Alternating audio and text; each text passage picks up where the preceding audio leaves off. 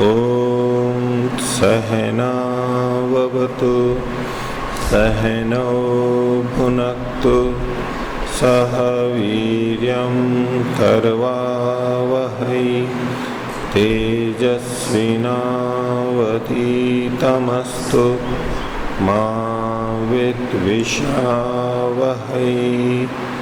ओम शांति शांति शांति। योग दर्शन की 11वीं कक्षा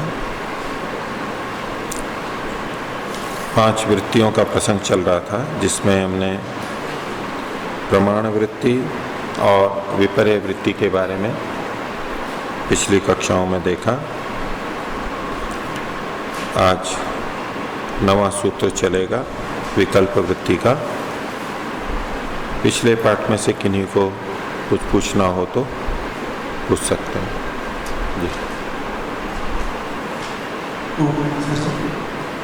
हम जो 5 वृत्तियाँ क्लिष्ट और अक्लिष्ट दोनों में देख रहे हैं, तो ये जो विपर्य वृत्ति है इसको अक्लिष्ट और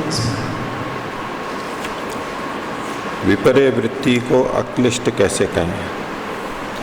विपर्य वृत्ति का मतलब है उल्टा ज्ञान, विपरीत ज्ञान।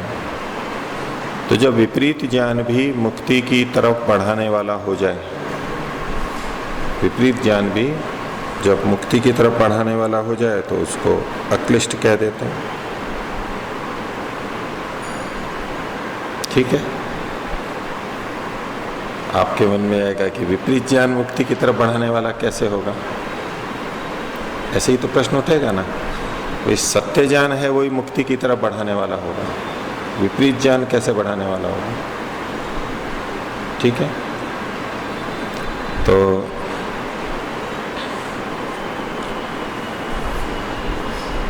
इस विषय में कई उदाहरण देखे जा सकते हैं कि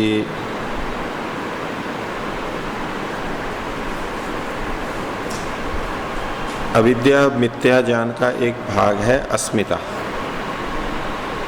अविद्या, अस्मिता, राग, द्वेष, अभिनिवेश, ये है। अस्मिता भी उसका एक भाग है, जिसमें व्यक्ति आत्मा को और बुद्धि को, शरीर को एक ही मानता है। दृक् शक्ति और दर्शन शक्ति। दृक् शक्ति तो आत्मा को और साधनों को, उनको एक ही मान लेता है। ये मिथ्या ज्ञान है। तो किसी व्यक्ति को यदि मृत्यु देख करके डर लगा कि मैं भी मर जाऊंगा, तो ये मृत्यु का भय शुद्ध ज्ञान है या मिथ्या ज्ञान है? शुद्ध ज्ञान है, मिथ्या ज्ञान है? शुद्ध ज्ञान है कि मैं मर जाऊंगा। ठीक है, ये सत्य है जीवन का कि मरता ही है व्यक्ति, तो ये तो शुद्ध ज्ञान ही है कि मैं मर जाऊंगा। लेकिन उसके साथ में क्या भावना जुड़ी है कि जो मेरा नाश ही हो जाएगा बस। वैसे तो मरेंगे, एक ये भान होता है कि बस मरा तो बस समाप्त हो गया, मेरा अस्तित्व ही समाप्त हो गया, अब कुछ नहीं रहा, आत्मा भी नहीं रही। ऐसा जब प्रतीत होता है ये अस्मिता वाला। एक ये होता है कि भाई आत्मा तो जीवित है, यानी आत्मा तो विद्यमान है, शरीर छूटा है, इसको मृत्यु कहते हैं। ये तो मृत्यु होगी। नाश का भय लगता है व्यक्ति को कि मैं नष्ट हो रहा हूं, नष्ट हो रहा हूं। ये जो डर लगता है, नाश हो जाएगा मेरा, मैं रहूंगा ही नहीं, मेरा अस्तित्व ही नहीं रहेगा, ये जो डर लग रहा है, ये सत्य ज्ञान है, मिथ्या ज्ञान है? मिथ्या ज्ञान है। तो जब स्वामी दयानंद जी ने अपनी बहन को मरते हुए देखा, चाचा को मरते हुए देखा, तो उनके मन में क्या बात हुई थी? उनको रोना नहीं आया, वो एकदम स्तब्ध हो गए उसको देख के। उनके लिए वो घटना पहले थी, पहले नहीं देखा, नहीं सोचा था, और लेकिन वो घटना घट गई। दोनों से बहुत प्रेम था, वो चले गए तो एकदम से ये क्या हो गया? वो अपने पे भी घटाने लगे, मेरा भी ऐसा ही हो जाएगा, मैं भी मर जाऊंगा। तो भी चिंतन शुरू हो गया। अब ये जो उनको डर लगा था, ये मिथ्या ज्ञान है या सत्य ज्ञान है?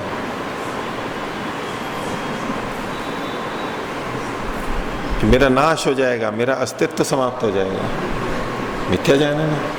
लेकिन ये इनको मुक्ति की तरफ ले गए, उससे वो जीवन को समझने के लिए निकल पड़े, मृत्यु को देख करके। ठीक है। दूसरा, किसी ने ये समझा कि मुक्ति में सुख ही सुख है, ठीक है, इसीलिए वो लगा हुआ है। अब ये मुक्ति में सुख है, ये उसका सत्य ज्ञान है या मिथ्या ज्ञान है? मुक्ति का यही स्वरूप समझा बस, तो ये आधा रूप है। सुख की प्राप्ति भी है, दुख की निवृत्ति भी है, तो मुक्ति में बहुत बड़ा आनंद होगा, बस इतना ही पता है उसको। अब फिर उससे वो मुक्ति में लग गया, मिथ्या ज्ञान से लगा ना। किसी ने कहा कि मुक्ति अनंत काल तक होती है, मिथ्या ज्ञान है सत्य ज्ञान है? मिथ्या ज्ञान है। लेकिन अनंत काल तक मुक्ति होगी, मैं जन्म मरण के चक्र से छूट जाऊंगा, ये मान करके वो साधना करने लगा और साधना की तरफ बढ़ता चला गया, ऊपर की ऊपर। वैराग्य हो गया, संसार के सुखों को छोड़ा, राग द्वेष को छोड़ा, ये सब किया उसने।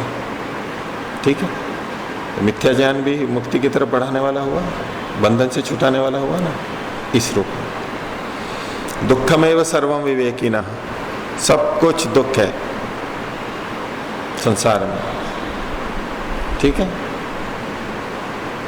तदपि दुख शबलम इति दुख पक्षे निक्षिपन्ति विवेचका, सांख्य दर्शन।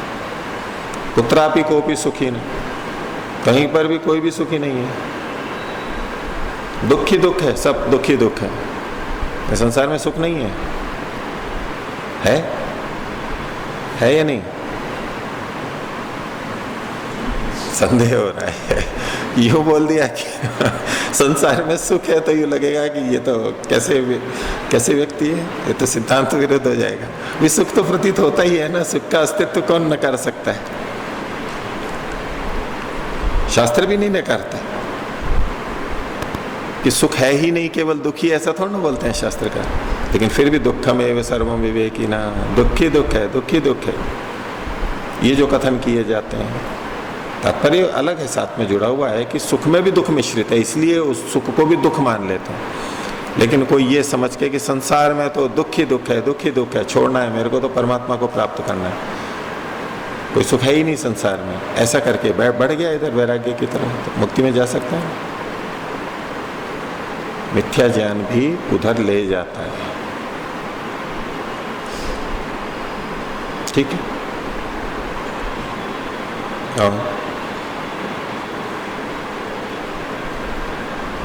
बोलो। इसमें पांच अविद्या सारे पंच प्रभाव, उसमें अविद्या, अस्मिता, भाव और द्वेष, अभिद्वेष, पांच को लिए। तो द्वेष को किस प्रकार मुक्ति की तरफ ले जाए? मुक्ति की तरफ द्वेष ले जाने वाला, बाकी सब चारों आ गए आपको? राग, आपने द्वेष का ही क्यों पूछा? एक अविद्या का बता दिया, उसको आप सब जगह जोड़ सकते हैं, ठीक है। अब स्वामी दयानंद जी को जो डर लगा था वो राग था या द्वेष था? मृत्यु से क्या था? मृत्यु से जो उनको डर लगा था वो क्या था, राग था या द्वेष था?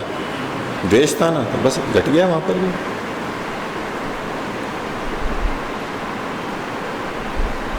ठीक है, बोलो। ये विपर्य जो है, प्रत्यक्ष और अनुमान, इन दोनों से जो अल्लाह विपरीत है उसको विपरीत करके, हाँ, प्रत्यक्ष अनुमान आगम तीनों से, प्रमाणों से विपरीत, इसका मुख्य लक्षण क्या है? जो प्रमाणों से विपरीत है, तो प्रमाण में आगम भी आता है, तीनों से जो विपरीत सिद्ध हो रहा है। लेकिन दिखने में तो ऐसे ही जाना जा रहा है जैसे कि इंद्रियों से जान रहे हैं, अनुमान कर रहे हैं, शास्त्रों से जान रहे हैं, शब्दों से, वाक्यों से, प्रवचनों से जान रहे हैं, लेकिन वो हो गलत रहा है। तो जब ये ठीक ठीक होते हैं इनसे होना वाला ज्ञान तो प्रमाण में चला जाता है, प्रमाण वृत्ति में, और जब विपरीत होता है, खंडित होता है, तो वो विपर्य में चला जाता है। ऐसा रविशंकर जी। ये जो विपर्य है, ये ज्ञान प्रमाणों के अतिरिक्त भी किसी तरीके से हो सकता है? बताइए, मैंने तो कल उस दिन भी पूछा था।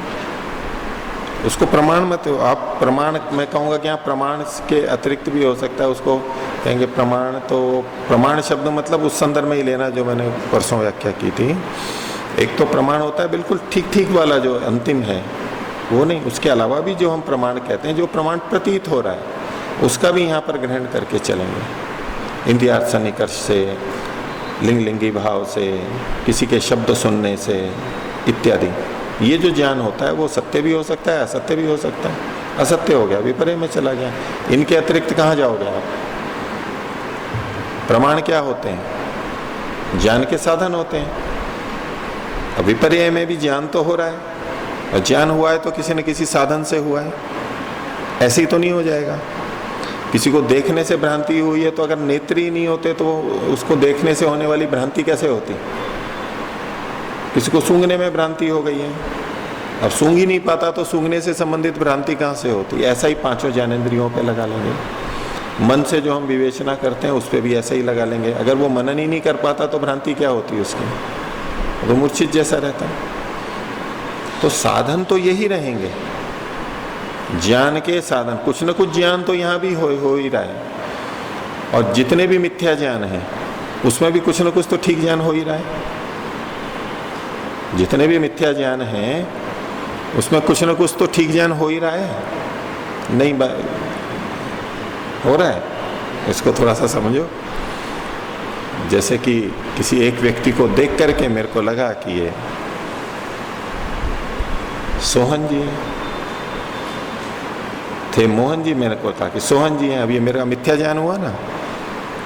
अब इसमें क्या क्या ठीक ज्ञान है कि सामने एक व्यक्ति खड़ा है, ये तो सही ज्ञान है, या ये भी गलत है?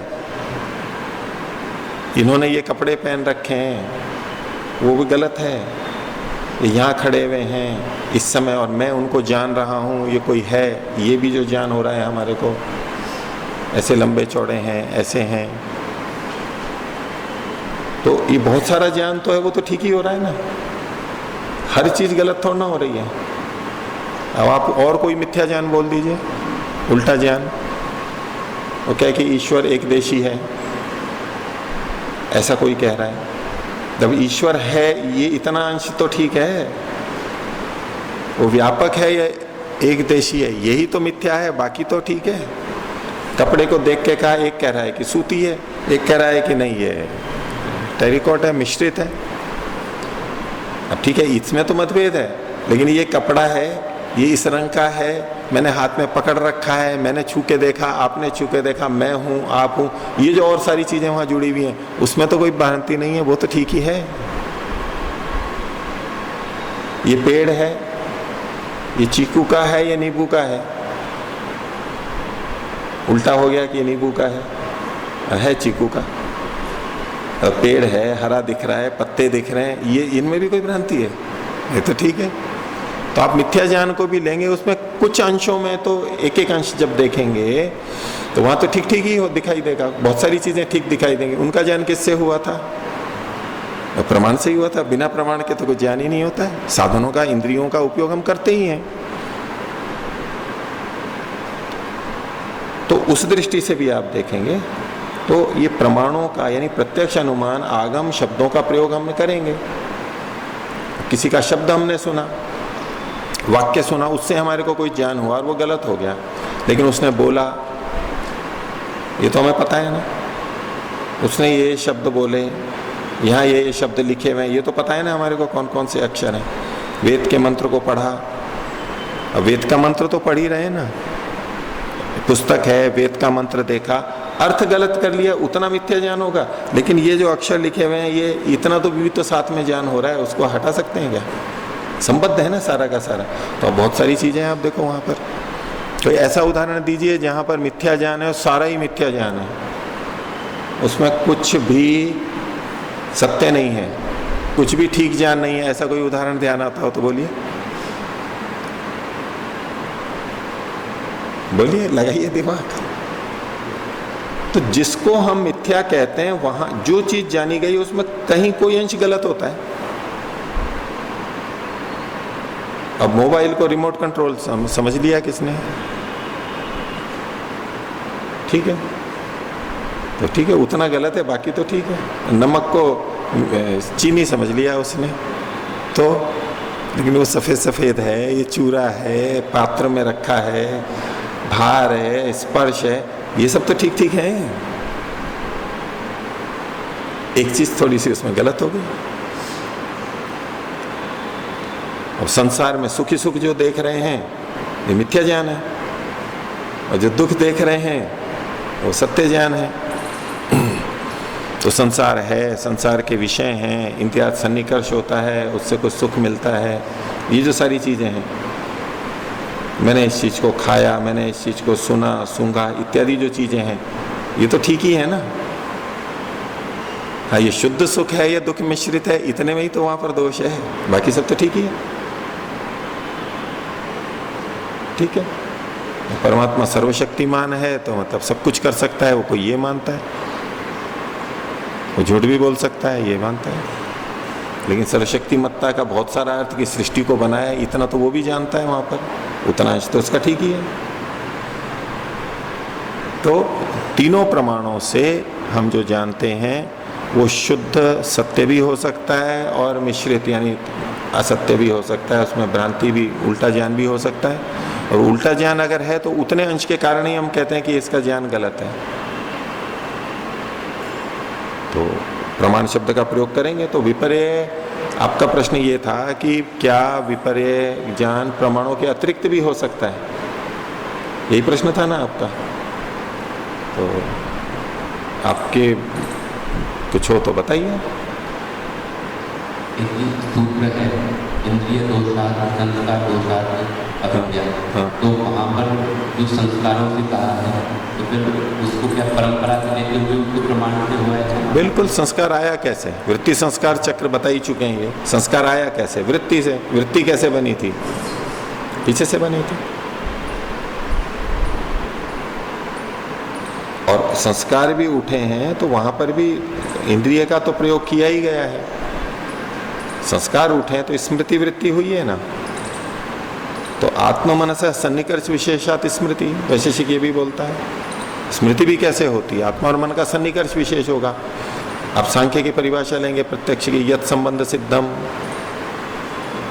तदाकारोल्लेखी, तो संबंध से सिद्ध हो रहा है।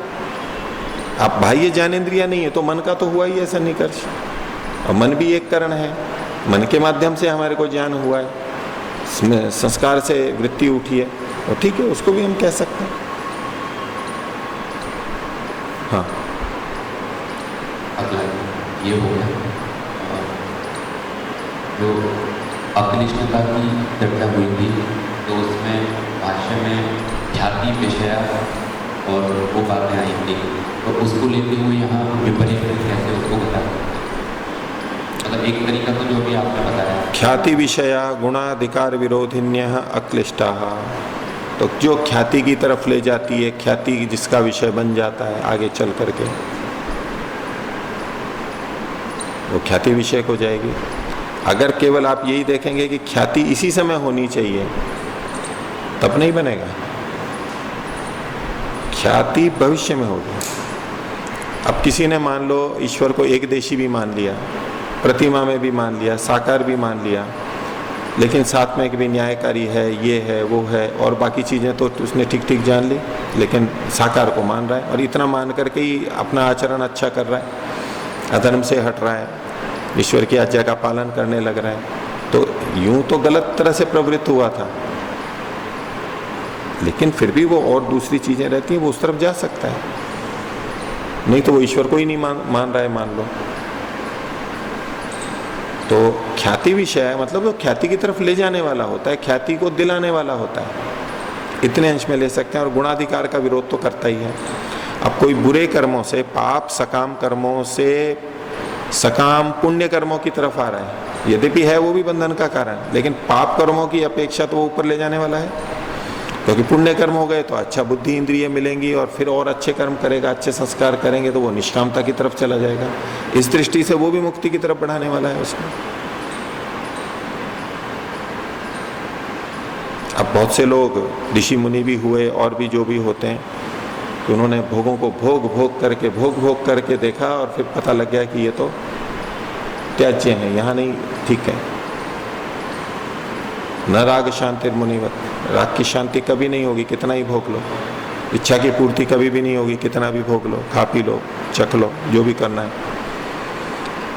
ये कहां से निकला उसको, कहां से निकली ये बात?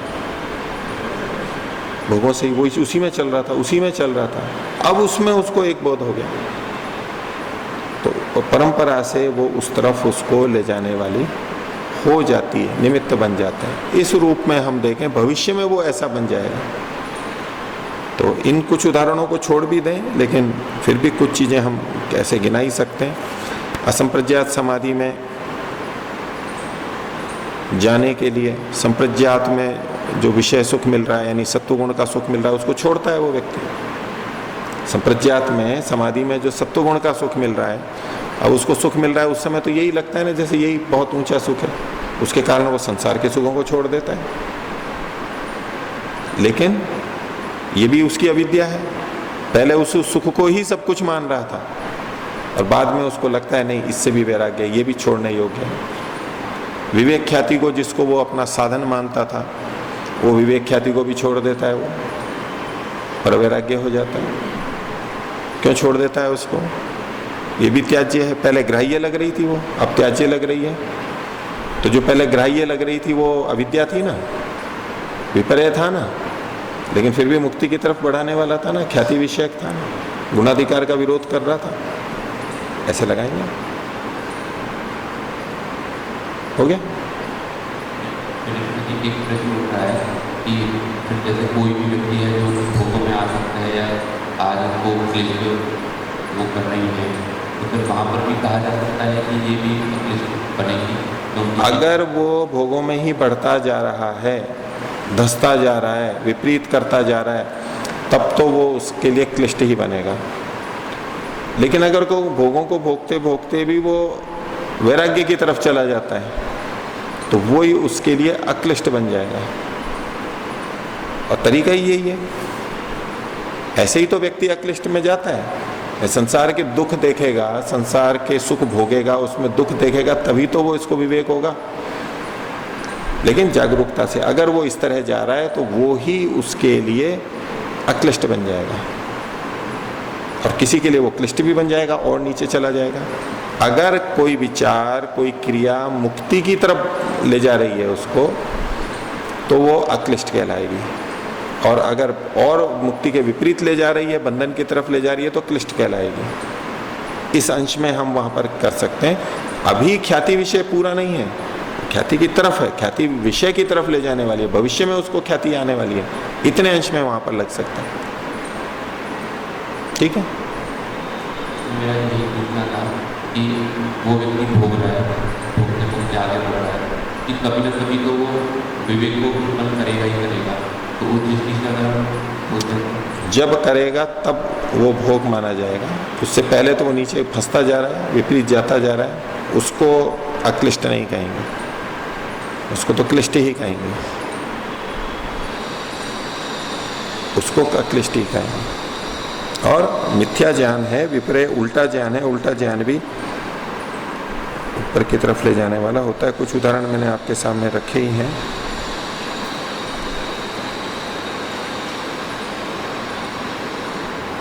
ठीक है, और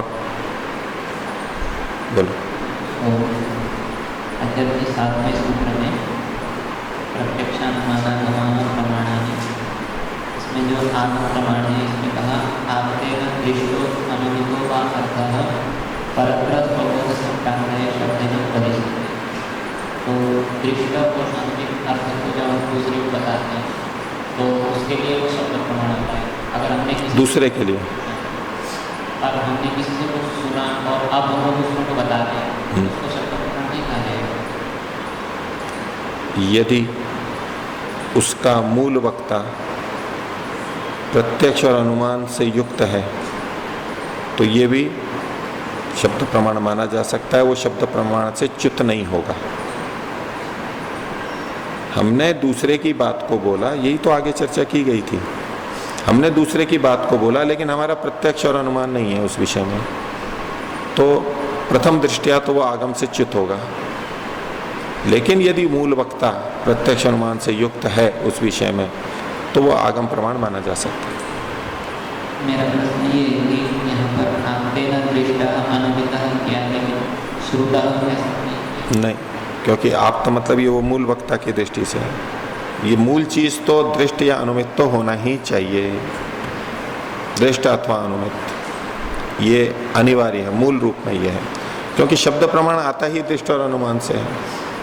अभी और भी देखेंगे तो प्रत्यक्ष मूल में मिलेगा हमारे को, अनुमान भी प्रत्यक्ष पे आश्रित है जितने अंश में है। अनुमान का अपना भी अस्तित्व है लेकिन फिर भी प्रत्यक्ष पे आश्रित है।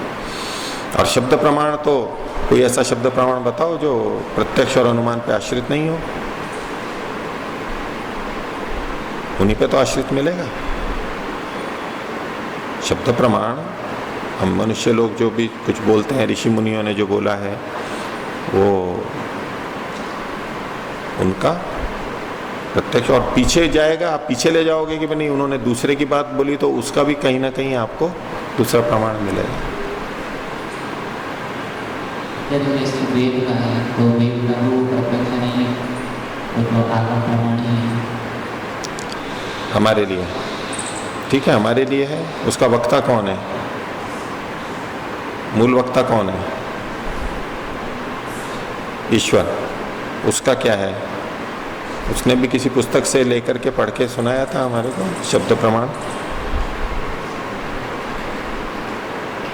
कैसे? तो ठीक है, मूल वक्ता का तो प्रत्यक्ष है, उसको सारी चीजें प्रत्यक्ष है।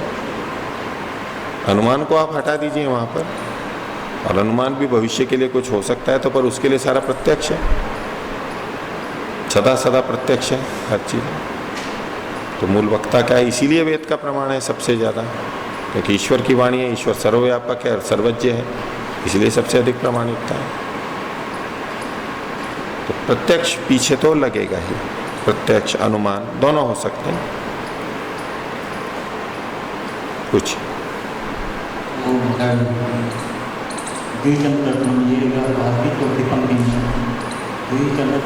यहाँ पर जो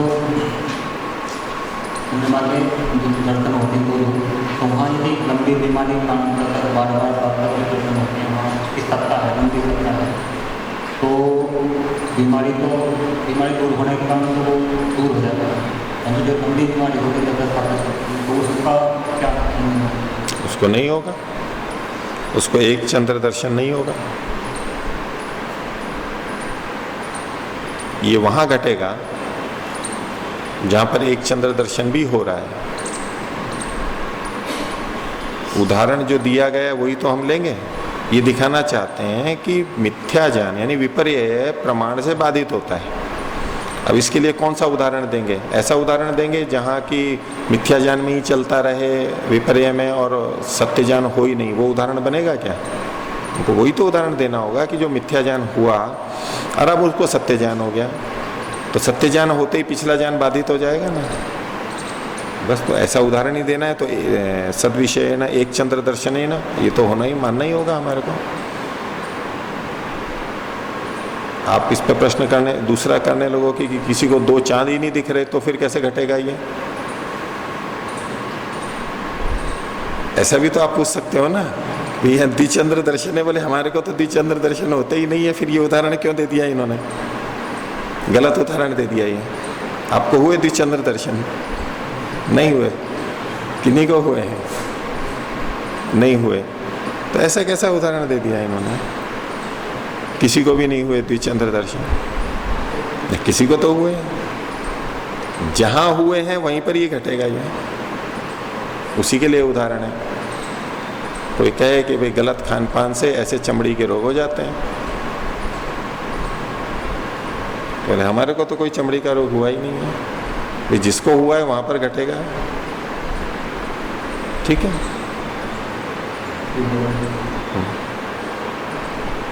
बोलिए। 8वां सूत्र है विपर्ययो मिथ्या ज्ञान अतत रूप प्रतिष्ठा। मिथ्या ज्ञान अतत रूप प्रतिष्ठा ही होता है, तो यहाँ पर विशेषण अलग से क्यों लगाया? और दूसरा प्रश्न है कि अगर अतत रूप प्रतिष्ठा कहना ही था तो फिर विपर्ययो ज्ञान अतत रूप प्रतिष्ठा मिथ्या को लगाने का? दो ढंग से खोल दिया। ये वक्ता की स्वतंत्रता है, सूत्रकार की। विपर्य क्या होता है? तो विपरीत ज्ञान, मिथ्या ज्ञान है। अब मिथ्या ज्ञान किसे कहेंगे? मिथ्या ज्ञान किसे कहेंगे? तो कहें कि मिथ्या ज्ञान कहेंगे कि किसी ने झूठ बोला और हमारे को जो ज्ञान हुआ उसे मिथ्या ज्ञान कहते हैं। मिथ्या ज्ञान किसे कहते हैं? किसी ने, मिथ्या मतलब झूठ, किसी ने झूठ बोला और हमारे को ज्ञान हुआ, तो जब जब कोई झूठ बोलेगा तब तब हमारे को जो ज्ञान होगा वो मिथ्या ज्ञान होगा। ऐसा सोच सकते हैं ना। और हमारे को जो प्रत्यक्ष हो रहा है वो भले ही उल्टा ज्ञान हो रहा है, उसको तो विपर्य कहेंगे नहीं, क्योंकि वो मिथ्या ज्ञान है नहीं, मिथ्या बोला नहीं गया है वो। हमारे को जो उल्टा ज्ञान हो रहा है, मिथ्या बोलने से जो ज्ञान हुआ है, अब कुछ भी समझ सकता है कोई। मिथ्या ज्ञान शब्द को जिन्होंने ठीक समझ लिया उनके लिए तो ठीक है, आपके लिए तो मिथ्या ज्ञान और अतत रूप प्रतिष्ठित भी नहीं होना चाहिए था सूत्र में, केवल विपर्य है। ठीक है, क्योंकि आप तो व्याकरण को जानते हो। भाई विपर्य होता है, विपर्य शब्द से ही पता लग रहा है कि विपर्य मतलब तो उल्टा है, तो मिथ्या ज्ञान कहने की क्या आवश्यकता है? लेकिन किसी के लिए तो होगी ना, जो आपसे कम जानते हैं उनके लिए मिथ्या ज्ञान। अब किसी को मिथ्या ज्ञान से भी स्पष्ट नहीं हो रहा है तो क्या? अतत रूप प्रतिष्ठा, उसका स्वरूप बता दिया। मिथ्या क्या है, किसको रहे हैं? मिथ्या क्या है, किसको रहे हैं? अतत रूप प्रतिष्ठा। अब ये घड़ा सत्य है या मिथ्या है? मान लो ब्रह्म सत्यम जगत मिथ्या, जगत मिथ्या को वो दूसरे ढंग से भी कहते हैं। कुछ लोग ये कहते हैं कि जो नित्य चीजें होती हैं वो सत्य होती हैं और जो नष्ट हो जाती हैं वो मिथ्या है। इस संसार के संबंध कैसे हैं? झूठे हैं, बोलते हैं नहीं। वही नाते रिश्तेदार, मित्र, भाई बहन, माता पिता, इस संसार के संबंध कैसे हैं? झूठे हैं, मिथ्या हैं। कैसे मिथ्या है? कैसे मिथ्या है नहीं क्या संबंध? भाई हमारे माता पिता से, भाई बहन से और पुत्र पुत्री से ये सब संबंध नहीं होते हैं क्या? रिश्तेदारों से होते हैं ना, सत्य है ना, सत्य है या नहीं है? तो फिर ये क्यों बोल रहे हैं कि ये संबंध मिथ्या होते हैं? जब सत्य है तो मिथ्या कैसे हो रहे हैं? वह मिथ्या का मतलब क्या है? नाशवान है, एक तो कुछ दिन रहने वाले हैं। हम जिनको अपना संबंधी समझते हैं, मित्र समझते हैं, इष्ट समझते हैं, वही धोखा कर जाता है, वो विपरीत व्यवहार कर जाता है। हम सोचते हैं ये हमारा हित करेगा, वो हमारा हित भी कर जाता है। ये सब होता है ना। अब ये मिथ्या हो गया। तो जो कम दिन रहते हैं वो भी मिथ्या कहलाते हैं। तो मिथ्या ज्ञान का मतलब वो उल्टा भी हो सकता है, ऐसा ज्ञान जो थोड़ी देर रहो, जो हमेशा रहे वो सत्य ज्ञान है। मिथ्या ज्ञान शब्द से ठीक अर्थ भी लिया जा सकता है। आपने ठीक अर्थ ले लिया इसलिए आपको लग रहा है कि आवश्यकता नहीं है, लेकिन मिथ्या शब्द के और बहुत सारे अर्थ होते हैं। वो किसी को अतिव्याप्तियों में जा सकता है, जो ये नहीं कहना चाहते उन अर्थों में भी वो जा सकता है व्यक्ति। तो उसको ठीक करने के लिए अतत रूप प्रतिष्ठम, या मिथ्या ज्ञान का मतलब क्या है? अतत रूप प्रतिष्ठित। अब बस निश्चित हो गया। क्या कहें कि मिथ्या ज्ञानम अतत रूप प्रतिष्ठम, विपर्यो अतत रूप प्रतिष्ठम, यही बोल देते, ये भी बोल सकते थे। ठीक है, मिथ्या ज्ञान भी इन्होंने साथ में बोल दिया स्पष्टता के लिए। विपर्य मिथ्या ज्ञान अतत रूप प्रतिष्ठित, ठीक है, कोई बात। तो आगे चलते हैं। तीसरी वृत्ति विकल्प वृत्ति। तो समाधिपाद योग दर्शन का प्रथम पाद, उसका 9वां सूत्र है जो विकल्प वृत्ति के बारे में बताता है। सूत्र है शब्द ज्ञानानुपाति वस्तु शून्यो विकल्पः। विकल्प नाम वृत्ति का हुआ और इसके लिए दो बातें कहीं। पहला का शब्द ज्ञानानुपाति, शब्द से जो ज्ञान उत्पन्न होता है, उसका अनुसरण करने वाली जो वृत्ति होती है, उसमें रहने वाली, उसके अनुरूप चलने वाली जो वृत्ति होती है। हमने कोई शब्द सुना अथवा हमने कोई शब्द देखा या हमने कोई शब्द छुआ, प्रज्ञा चक्षुओं की दृष्टि से किसी भी तरह से शब्द का ज्ञान हुआ, सुन करके, देख करके, छू करके। और तो कोई रूप नहीं है ना भी शब्द ज्ञान का। सुन करके तो शब्दों का ज्ञान नहीं होता है, चख करके तो शब्दों का ज्ञान नहीं होता है। अगर कोई ऐसा विकसित कर ले तो ठीक है, वो भी एक प्रक्रिया है, जैसे छू करके हो जाता है ऐसे कुछ कर ले, पर अभी नहीं है उपलब्ध। तो शब्द के ज्ञान के अनुरूप रहने वाली जो वृत्ति है, एक बात। लेकिन साथ में कैसी कि वस्तु शून्य है, उसमें वो वस्तु से रहित होती है। जो ज्ञान उस शब्द से हुआ है, जिस वस्तु के बारे में, वस्तु का मतलब है यहाँ पर पदार्थ, किसी द्रव्य के बारे में, किसी गुण के बारे में, किसी कर्म के बारे में। द्रव्य, गुण और कर्म ये पदार्थ के अंतर्गत आएंगे। केवल द्रव्य नहीं, गुण और क्रिया को भी ले लेंगे। तो शब्द बोला गया, उससे कुछ ज्ञान हुआ, लेकिन वो वास्तव में है नहीं वैसा। शब्द सुना, ज्ञान हुआ, लेकिन वास्तव में वहां वैसा है नहीं।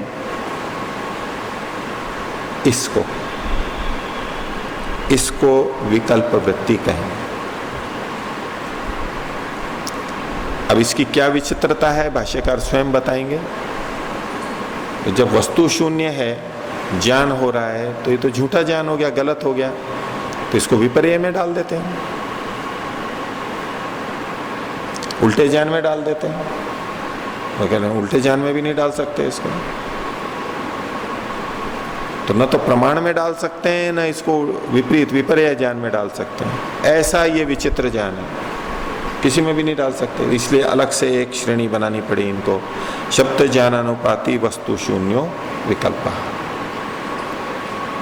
भाष्य देखिए, स न प्रमाणोपारोही न विपर्योपारोही च। ये प्रमाण के अंतर्गत भी नहीं आता है, क्योंकि वस्तु शून्य है। शब्द ज्ञानानुपाति ये जो लक्षण है, ये आगम प्रमाण पे भी घटता है। शब्द प्रमाण पे, आगम प्रमाण पे, आप्तोपदेश पे भी घटता है कि हमने कुछ सुना और उससे हमें ज्ञान हुआ। वहां पर शब्द ज्ञानानुपाति वृत्ति उठती है, शब्द जैसा सुना उसके अनुरूप हमें ज्ञान हुआ, एक वृत्ति हुई। तो इसको प्रमाण वृत्ति में ले सकते थे, आगम प्रमाण वृत्ति में, लेकिन उसमें भी नहीं ले सकते, क्योंकि वो तो बिल्कुल ठीक ठीक होता है। यहां पर वस्तु शून्य है, वस्तु शून्य है, इसको विपर्य में डाल सकते थे, प्रमाणों से बाधित होता है, और प्रमाणों से वैसा बाधित भी नहीं होता है, इससे व्यवहार भी चलता है। जो विपरीत ज्ञान है, मिथ्या ज्ञान है, उससे तो हमारा व्यवहार ही नहीं चलता है। हमने देखा कि यहाँ पर घड़ा रखा है, इसमें पानी होगा, मैं पानी पीऊंगा, लेकिन वहां घड़ा था ही नहीं, हमें वैसे ही दिख रहा था। हमें लग रहा है कि यहाँ पर गड्ढा है, लेकिन गड्ढा था ही नहीं। हमें लग रहा है कि यहाँ पर सीढ़ी है और सीढ़ी है नहीं, तो दिक्कत हो जाती है ना। लेकिन यहां कोई दिक्कत नहीं हो रही है। शब्द ज्ञानानुपाति वृत्ति है और वस्तु शून्य है, लेकिन फिर भी कोई दिक्कत नहीं हो रही है हमारे को, व्यवहार हमारा चल रहा है। जैसा विपर्य के कारण से हानि होती है, बाधा होती है, ऐसी इससे हो भी नहीं रही है। तो न तो इसको प्रमाण में डाल सकते और न विपर्य में डाल सकते। इसलिए कहा न स न प्रमाणोपारोही न विपर्योपारोही च। वस्तु शून्यत्वेपि शब्द ज्ञान महात्म्य निबंधनो व्यवहारो दृश्यते। वस्तु से शून्य होते हुए भी, रहित होते हुए भी, द्रव्य गुण कर्म तीनों का ग्रहण है। शब्द ज्ञान की के महात्म्य से, महत्ता से, प्रभाव से, इस शब्द ज्ञानानुपाति को खोल रहे हैं। उस शब्द ज्ञान के महात्म्य से, उससे जुड़ा हुआ व्यवहार तो देखा जाता है लोक में, उससे व्यवहार चल रहा है हमारा, व्यवहार में कोई दिक्कत नहीं आ रही है। व्यवहारो दृश्यते तत्यथा, जैसे कि उदाहरण दिया इन्होंने, चैतन्यम पुरुषस्य स्वरूपम इति। चैतन्य, चेतनता पुरुष का यानी आत्मा का स्वरूप है, उसका एक धर्म है। अब ये इसमें कोई गलत बात तो नहीं है, ठीक है, हम बोलते ही रहते हैं आत्मा चेतन है, आत्मा चेतन स्वरूप है, चेतन धर्म वाला है, ये बोलते ही रहते हैं। तो शब्द के बोलने से ज्ञान तो हो रहा है, लेकिन वस्तु शून्य है। वस्तु शून्य क्या है? क्या आत्मा नहीं है यहाँ पर? आत्मा तो है। क्या चेतनता नहीं है? चेतनता भी है। फिर वस्तु शून्य क्या है? तो जो ये संबंध बताया गया कि आत्मा की चेतनता, चैतन्यम पुरुषस्य, ये जो संबंध बनाया जाता है, पुरुष की चेतनता, ये जो संबंध बनता है, ये भिन्न भिन्न में बनता है। लेकिन आत्मा और चेतनता भिन्न भिन्न है नहीं, एक ही है वो तो। लेकिन हम बोल रहे हैं भिन्न भिन्न। ज्ञान भी हो रहा है, वो गलत भी नहीं है, लेकिन बिल्कुल वैसा भी नहीं है जैसा हम बोल रहे हैं। ये वस्तु शून्य हो गया। तो चैतन्यम पुरुषस्य स्वरूपम इति, इसको अब आगे खोल रहे हैं कि यदा चितिरेव पुरुषः, जब चैतन्य ही पुरुष है, चेतनता ही आत्मा है, तो तथा किमत्र केन व्यपदिश्यते, किसके द्वारा किसका कथन किया जा रहा है? जब वो ही खुद है, जब हमने कहा चैतन्यम पुरुषस्य, पुरुष की चेतनता, एक पुरुष शब्द है और एक चेतनता बताई जा रही है और संबंध बनाया जा रहा है पुरुष की चेतनता की, ये संबंध को बता रहा है। तो ये जो भिन्नता दिखाई जा रही है, ये भिन्नता तो है ही नहीं। जब चेतनता ही पुरुष है तो भिन्नता कहां से आई? लेकिन वाक्य बोला जा रहा है, उससे ज्ञान भी हो रहा है हमारे को। शब्द ज्ञानानुपाती है, लेकिन वस्तु शून्य, वास्तविकता ऐसा है नहीं, ये संबंध है नहीं इन दोनों के बीच में। तो यदा चितिरेव पुरुष है तथा किमत्र केन व्यपदिश्यते, आगे कहते हैं भवती च व्यपदेशे वृत्ति है। और कथन में ये जो संबंध है, संबंध का कथन है, उसमें वृत्ति व्यवहार होता है, ज्ञान होता है, व्यवहार देखा जाता है, व्यापार होता है। भवती च व्यपदेशे वृत्ति यथा, जैसे कि लोक में बताया, चैत्रस्य गौरीति, चैत्र एक व्यक्ति का नाम है और गाय चैत्र नाम के व्यक्ति की गाय, चैत्र की गाय, जैसे कि राम की गाय। जब हम बोलते हैं राम की गाय, तो राम की, ये इसका संबंध जोड़ दिया गाय के साथ में, तो राम अलग है और गाय अलग है। यहां तो ठीक है, क्योंकि जब संबंध का व्यवहार हम करते हैं, संबंध बोलते हैं, तो दोनों में भिन्नता देखी जाती है। अब ऐसा क्या है? ऐसा वाक्य यहां बोला चैतन्यम पुरुषस्य, चैत्रस्य पुरुषस्य, गौ चैतन्यम, तो यहां भी फिर अलग अलग होने चाहिए। क्योंकि जब जब हम संबंध बनाते हैं, संबंध विभक्ति का प्रयोग करते हैं, वहां दो में भिन्न भिन्न में करते हैं, तो यहां भी फिर भिन्नता होनी चाहिए, जबकि भिन्नता है नहीं।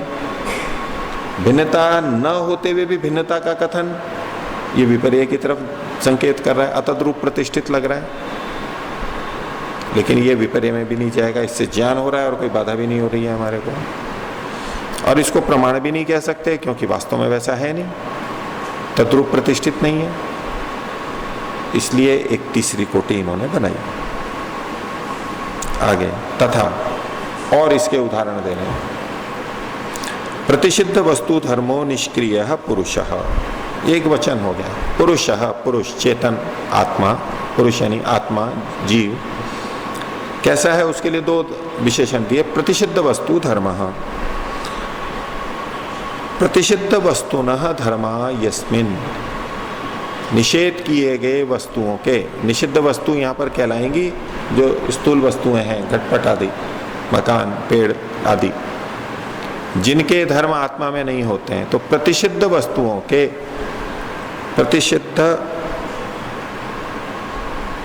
प्रतिषिद्धाः वस्तुनः धर्मा यस्मिन्, प्रतिषिद्ध है वस्तु के धर्म जिसमें, इसमें ये नहीं है, इसमें ये नहीं है, इस रूप में, निषेध रूप में जो कथन होता है, निर्गुण स्तुति जो बोलते हैं, विपरीत रूप में कथन करना, निषेध के रूप में करना उस पुरुष को। तो प्रतिषिद्ध वस्तु धर्मः पुरुषः। दूसरा है निष्क्रिय, क्रिया रहित, जिसमें क्रिया नहीं होती है उसको पुरुष कहते हैं। अब इन दोनों में निष्क्रिय में भी निषेध किया जा रहा है, आत्मा में कोई धर्म नहीं बताया जा रहा है, आत्मा का अपना कोई चीज वहां पर नहीं बताई जा रही है, लेकिन क्रिया का निषेध किया जा रहा है। लेकिन हमें यूं लगता है जैसे निष्क्रियता कोई गुण है, कुछ विशेषता है उसकी अलग से, अपने आप में किसी का अस्तित्व है, वो है इसके अंदर, ये विकल्प वृत्ति है। और प्रतिषिद्ध वस्तु धर्म की आत्मा निराकार है, आकार रहित है। अब ये जो निराकार शब्द है ये प्रतिषिद्ध वस्तु का प्रतिषिद्ध वस्तु धर्म वहां पर कहा जा रहा है, प्रतिषिद्ध वस्तु धर्म वाला है, यानी आकार से रहित है। तो निराकार अपने आप में कोई गुण नहीं है, आकार का निषेध किया जा रहा है।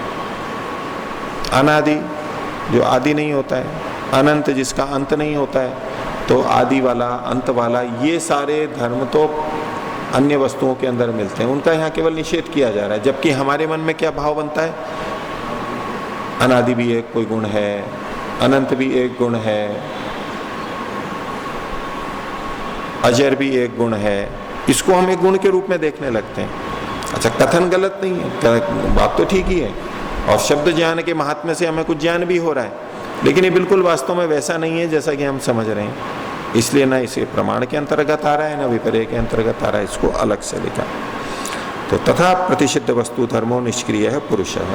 ये शास्त्रीय उदाहरण हुआ, कुछ लौकिक उदाहरण भी दे रहे हैं। अब तिष्ठति बाण, हाँ, बाण ठहरता है, रुक रहा है, तिष्ठति।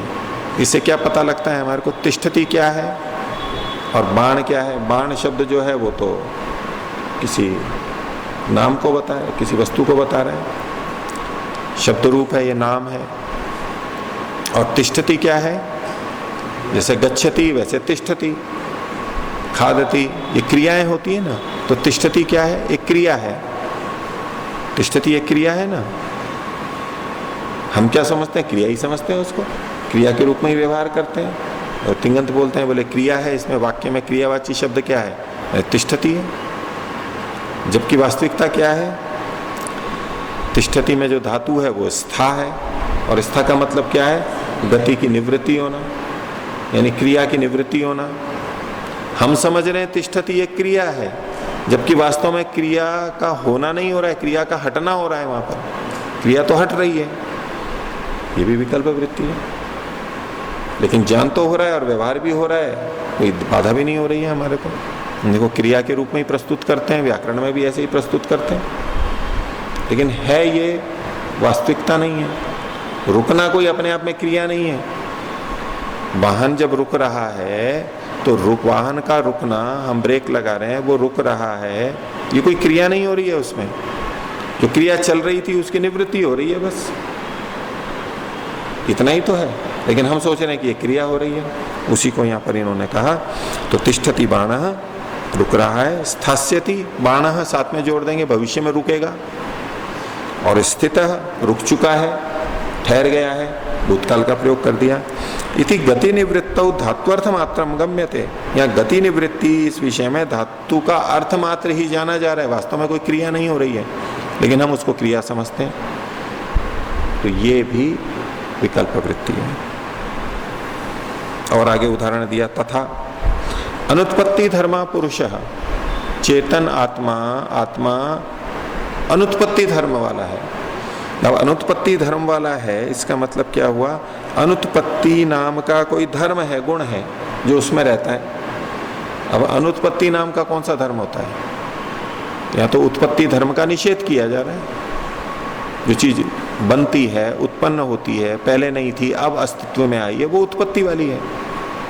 अब वो उत्पत्ति है नहीं वहां पर, उत्पत्ति अभी नहीं है वहां पर, तो उत्पत्ति का निषेध किया जा रहा है, बस यही विकल्प वृत्ति है। तो गति निवृत्तौ धात्वर्थ मात्रम गम्यते, और तथा अनुत्पत्ति धर्म पुरुषयति, स्वयं खोल रहे हैं आगे, उत्पत्ति धर्म से अभाव मात्रम गम्यते। उत्पत्ति धर्म का अभाव ही तो यहाँ पर पता लग रहा है, अलग से कोई धर्म थोड़ा ना पता लग रहा है। न पुरुषन वही धर्म, कोई पुरुष में रहने वाला कोई धर्म है ऐसा थोड़ा ना इससे पता लगता है। लेकिन हम यू ही भाव लेते हैं जैसे अनुत्पत्ति भी एक कोई विशेष धर्म है जो इसमें रहता है, बस यही विकल्प वृत्ति है। शब्द के महात्म्य से ज्ञान हो रहा है, लेकिन वस्तु से शून्य, वास्तव में वहां पर वो द्रव्य नहीं है, या वो गुण नहीं है, या क्रिया नहीं है वहां पर।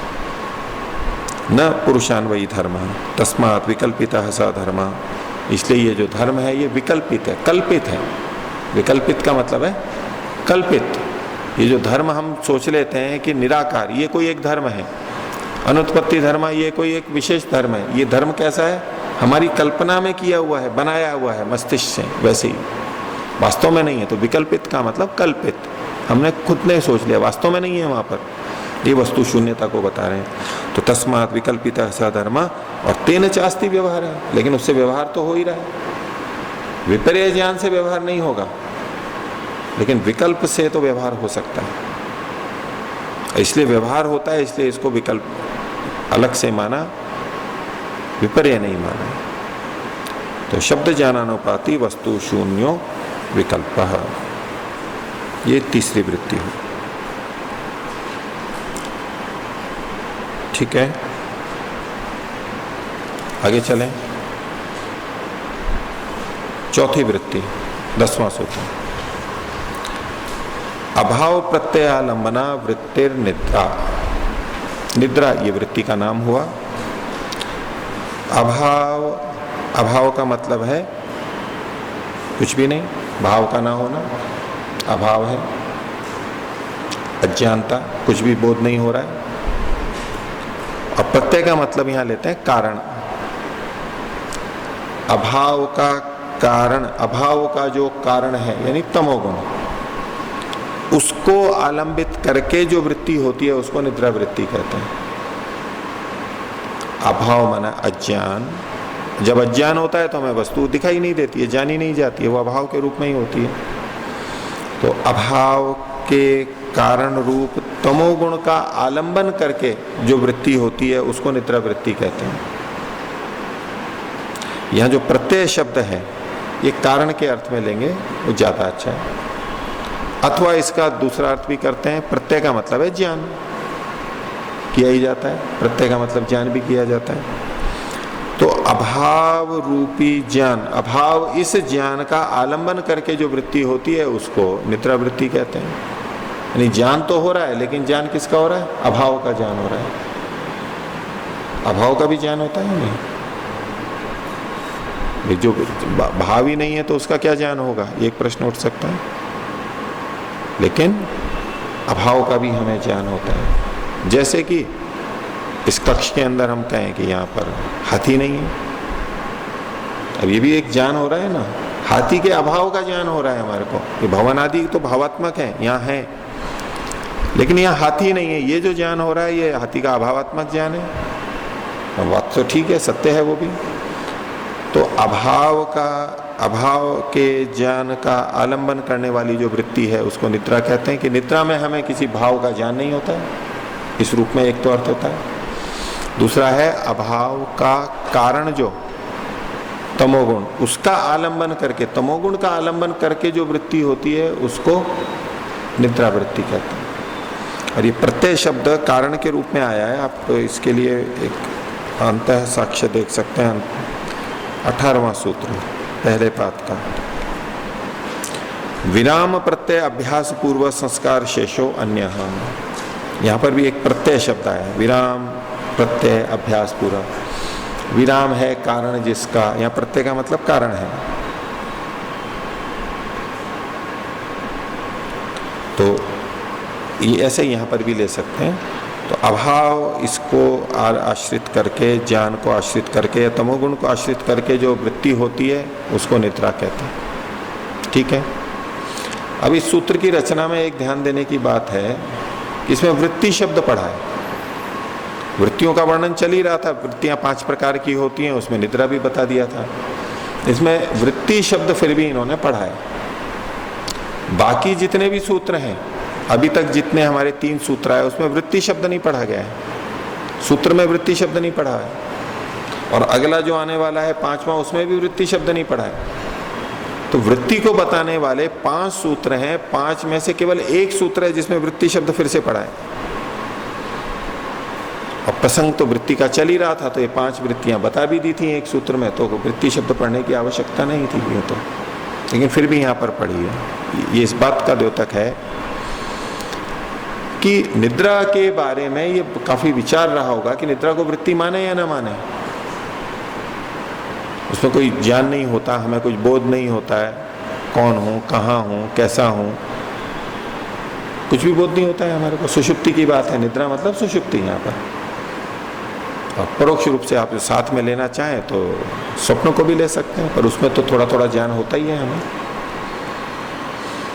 तो इसको भी हम वृत्ति मानते हैं, इसके लिए दोबारा यहां पर वृत्ति शब्द पढ़ा गया। परंपरा से भी आ रहा था, लेकिन वृत्ति का, ये वृत्ति है तो इसमें वृत्ति ही नहीं माने, हम मानते हैं कि ये वृत्ति ही है। तो अभाव प्रत्यालंबना वृत्ति निद्रा, निद्रा वृत्ति है।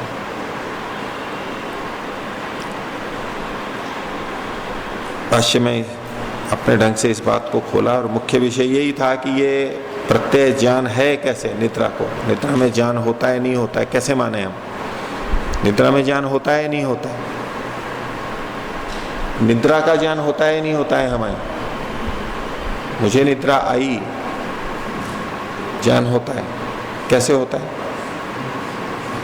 निद्रा आई ये ज्ञान होता है या नहीं हमें? कैसे होता है? बोल के बताएंगे कोई? कैसे? जागने पे मुझे नींद आई थी, तो क्या पता लगता है? कैसे पता लगा कि नींद आई थी? नहीं, माइक लो, माइक लो। हाँ,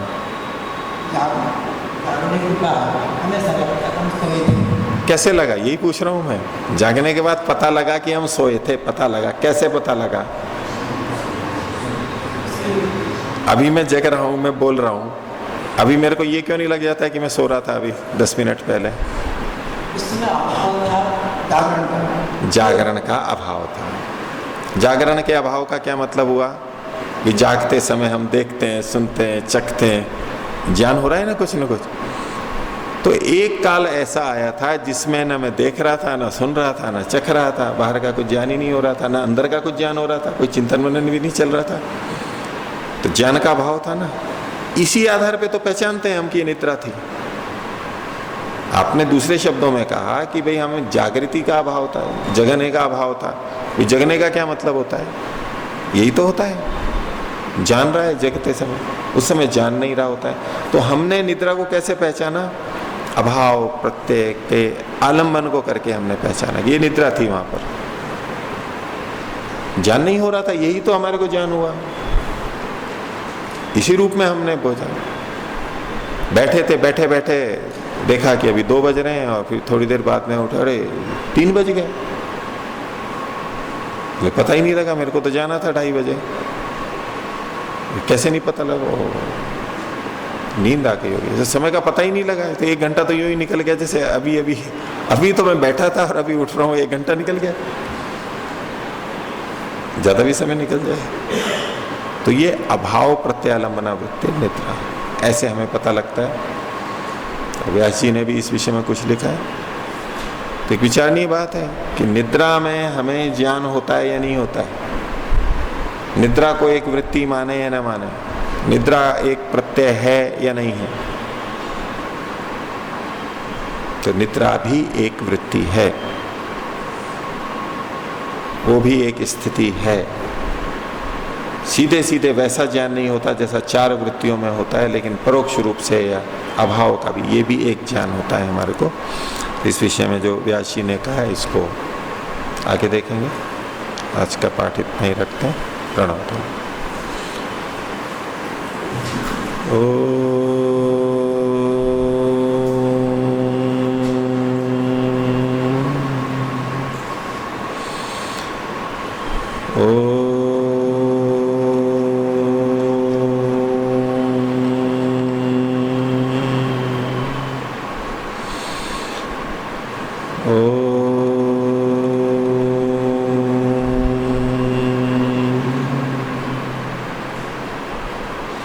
सभी को सदर्भ निवेदन।